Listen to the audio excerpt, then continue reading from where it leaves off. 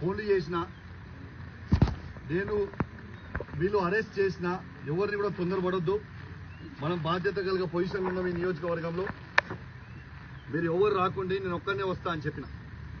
నేను దయచేసి సీఏ గారిని కూడా నేను రిక్వెస్ట్ చేసిన, సీఏ గారు నేను ఒక్కనే పోతా, మీరు ఎవరు అవసరం దయచేసి నన్ను అలౌ చేయండి అని నేను సీఏ గారిని, ఏసీపీ గారిని, సిపి గారిని, ఏసీపీ గారిని, సీఏ గారిని, ఎస్ఐ గారిని అందరినీ రిక్వెస్ట్ చేస్తే లేదు శాంతి భద్రతల కింద మీరు బయటికి పంపలేము అని వాళ్ళు అంటే నేను వాళ్ళ మాట గౌరవిస్తా ఉన్నాను, చట్టాన్ని గౌరవిస్తా ఉన్నా. ఇవాళ ఇదే గుడిగా భావించి ఇవాళ పోలీసుల సాక్షిగా, యావత్ మీడియా సాక్షిగా ఇవాళ ఇక్కడనే స్నానం చేసి మన హనుమంతుని, కొండగట్టు హనుమంతుని పట్టణం తీసుకొని ఈయన్నే ప్రమాణం చేస్తా అని చెప్పి సందర్భంగా తెలియజేస్తూ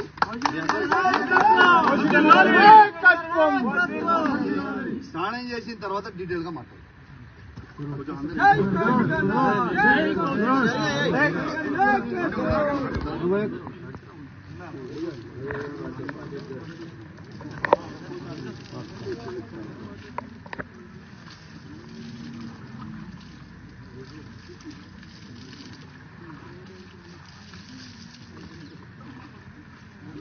నిజాయితీకి మారు పేరు, నిజాయితీకి మారు పేరు కౌశిక్ రెడ్డి గారి నాయకత్వం.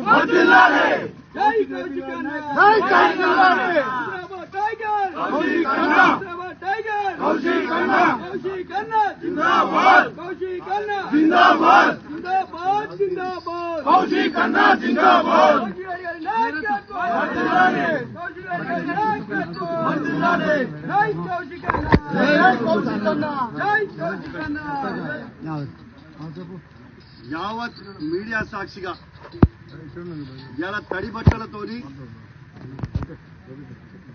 వెంకటేశ్వర స్వామి, తిరుపతి వెంకటేశ్వర స్వామి కండువ కప్పుకొని హనుమంతుని,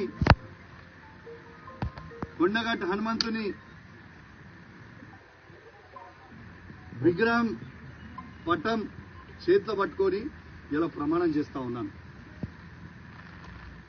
పాడి కౌశిక్ రెడ్డి అనే నేను నా హుజరాబాద్ నియోజకవర్గంలో ఏ ఒక్క అవినీతి చెయ్యలేదని ఆ వెంకటేశ్వర స్వామి సాక్షిగా, హనుమంతుని సాక్షిగా, చెల్పూర్ హనుమాన్ స్వామి సాక్షిగా ప్రమాణం చేసి చెప్తా ఉన్నానని చెప్పి సందర్భంగా తెలియజేస్తాను.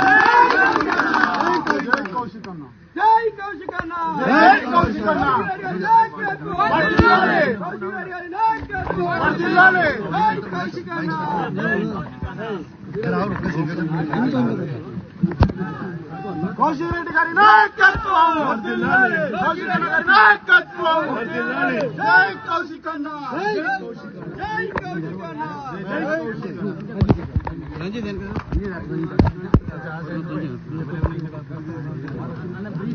కౌశిక్ రెడ్డి గారి నాయకత్వం, కౌశిక్ రెడ్డి గారి నాయకత్వం. జై కౌశిక్ అన్న, జై కౌశిక్ అన్న, జై కౌశిక్ అన్న, జై కౌశిక్.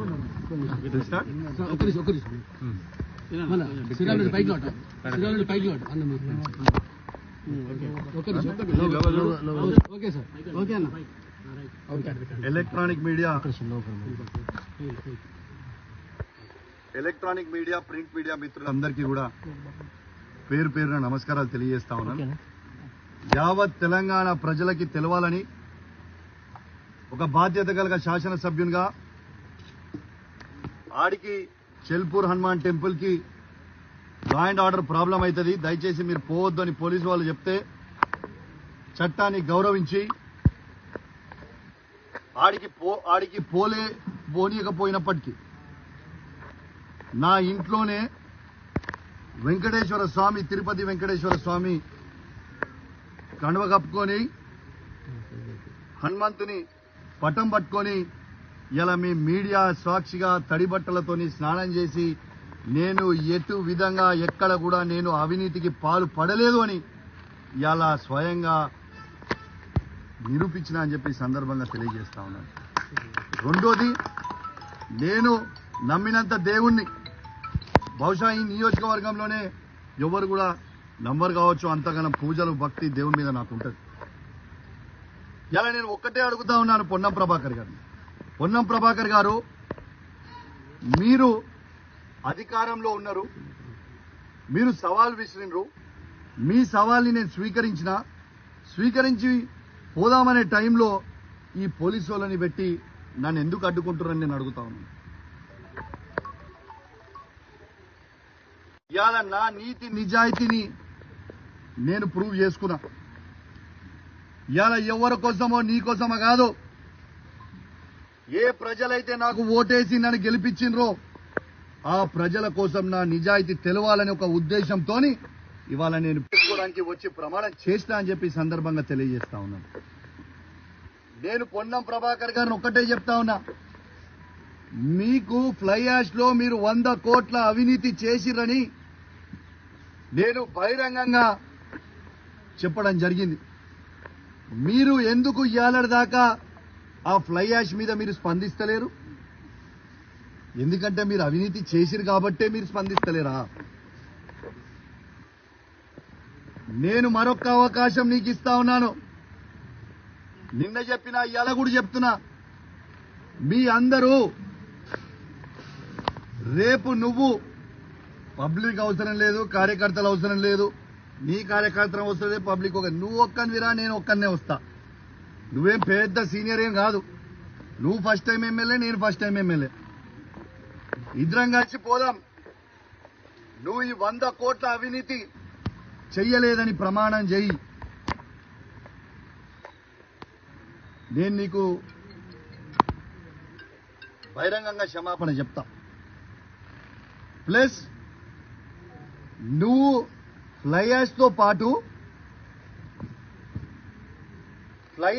పాటు ఓవర్లోడ్ లారీలను ఎందుకు ఆపుతలేరు? ఆ ఓవర్లోడ్ పోయే లారీలో నాకు ₹1 కూడా నేను తీసుకోలేదు, నాకు సంబంధం లేదు అనేది నువ్వు ప్రమాణం చేయాలి. ట్రాన్స్పోర్ట్ మినిస్టర్ గా నువ్వు ప్రమాణం చేస్తే నేను క్షమాపణ చెప్తా. ఓవర్లోడ్ లారీలు పోతలేవు అని చెప్పే దమ్ము ధైర్యం నీకుందా? రెడ్ హ్యాండెడ్ గా నా దగ్గర ఉంది, నేను చూపిస్తా.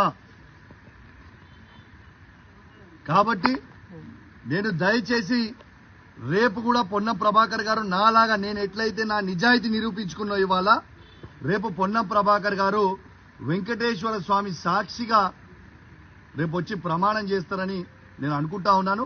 రేపు నేను మాత్రం ఖచ్చితంగా అపోలో టీటీడీ వెంకటేశ్వర స్వామి టెంపుల్ దగ్గరికి నేను ఖచ్చితంగా పోతాను. రేపాడ నీకోసం 11 గంటలకి వెయిట్ చేస్తాను. మీరు ఖచ్చితంగా వస్తారని ఆశిస్తా ఉన్నాను. ప్రభుత్వం మీదే, పోలీసు వాళ్ళతో నన్ను అరెస్ట్ చేపియొద్దు, మీరు కూడా అరెస్ట్ కావద్దు. మీరు ఎందుకంటే ప్రభుత్వం మీరే, మంత్రి మీరే, ఏం లొల్లి లేదు. మొత్తం సెక్యూరిటీ పెట్టు, అందరినీ సెక్యూరిటీ పెట్టుకొని మన ఇద్దరమే పోయేసొద్దాం. టెంపుల్ లోపలికి పూజారీలు ఉంటారు, ఆడ పోయేసొద్దాం. తడి బట్టలు ఇద్దరం ఆడే గుళ్ళనే స్నానం చేద్దాం, ఇద్దరం లోపలికి పోయి ప్రమాణం చేద్దామని తెలియజేస్తా ఉన్నాను. నేను సిపి గారిని ఇంకొకటి కూడా కోరుతా ఉన్నాను. పాపం పోలీసు వాళ్ళు ప్రజల భద్రత కోసం ఇలా సెక్యూరిటీ విధిస్తే సెక్యూరిటీ ఆడ చేసిరు, దీని లా అండ్ ఆర్డర్ ప్రాబ్లం అవుతుందని అంటే, ఇప్పుడే నేను ఒక వీడియో చూసిన సోషల్ మీడియాలో, ఒకసారి ఆ వీడియో చూడండి. జమ్మికుంట ఎస్ఐ రాజేష్ గారి మీదకి ఏ విధంగా కాంగ్రెస్ గుండాలు ఏ విధంగా ప్రవర్తిస్తున్నారో ఒక్కసారి మీరు చూడండి. నేను దయచేసి సిపి గారిని కోరుతా ఉన్నా, డీజీపీ గారిని కోరుతా ఉన్నాను, ఒక్కసారి మీరు చూడండి ఎస్ఐ గారి మీదకి ఎట్లా పడుతున్నారో. ఖచ్చితంగా కొట్టనికే పోతున్నారు ఎస్ఐని. నేను డీజీపీ గారిని, సిపి గారిని, ఐజీ గారిని కోరుతా ఉన్నా, వెంటనే వీళ్ళందరి మీద చర్యలు తీసుకొని రిమాండ్ చేయాలి, చట్టాన్ని గౌరవించాలి. ఎందుకంటే ఆ ఘోరమైన చట్టానికి లోబడే ఉండాల్సిన పరిస్థితి ఉంటుంది. కాబట్టి ఎవరెవరైతే ఇవాళ పోలీసు వాళ్ళ మీదకి తిరగబడ్డారో వాళ్ళందరి మీద కేసులు చేయండి నేను దయచేసి డీజీపీ గారిని, సిపి గారిని కూడా రిక్వెస్ట్ చేస్తా ఉన్నాను. పోలీస్ డ్రెస్ ని కాపాడాలని మీరు